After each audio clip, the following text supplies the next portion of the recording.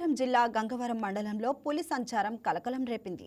నల్లగొండ గ్రామ సమీప అటవీ ప్రాంతంలో పులి పాదముద్రలను అటవీ అధికారులు గుర్తించారు.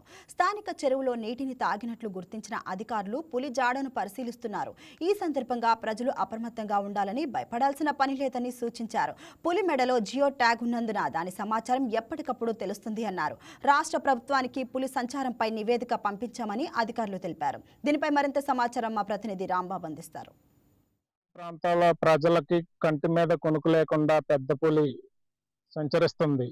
అయితే గత కొన్ని రోజుల క్రితం మర్రివాడ గ్రామ సమీపంలో పశువులపై పెద్ద పులి దాడి చేసిన తర్వాత ఈ 2 రోజులుగా ఆ పెద్ద పులి జాడైతే కనిపించలేదు. అయితే నిన్న సాయంత్రం గంగవరం మండలం నల్లగొండ అటవీ ప్రాంత సమీపంలో పెద్ద పులి తిరుగుతున్నట్లుగా అటవీ శాఖ అధికారులు గుర్తించారు.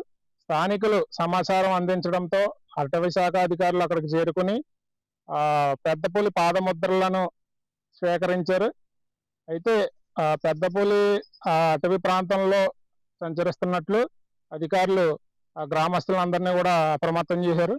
అదేవిధంగా పాదముద్రలు అయ్యి నమూనాలు స్వీకరించి పై స్థాయి అధికారులకు పంపించడం జరిగిందని కూడా అధికారులు తెలిపారు. స్థానిక చెరువులో పెద్ద పులి నీళ్లు తాగి అటవీ ప్రాంతానికి తిరిగి వెళ్ళినట్టుగా అధికారులు కూడా తెలిపారు.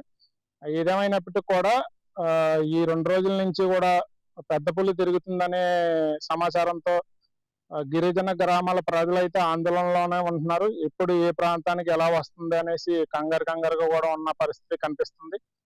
నిన్న మొన్నటి వరకు కూడా ఈ దేవిపట్నం మండలంలో కూడా అటవీ పులి తిరుగుతుందనే సమాచారం ఉంది. అయితే అది ఇటువంటి గ్రామాల వైపు, అటవీ ప్రాంతాల వైపు ఇటు రాలేదని చెప్పి అధికారులు కూడా తెలిపారు.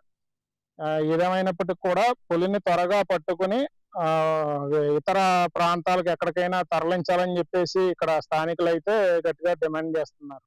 ఈ వీడియో మీకు నచ్చినట్లయితే లైక్ చేయండి, షేర్ చేయండి, మా ఛానల్కి సబ్స్క్రైబ్ చేయండి.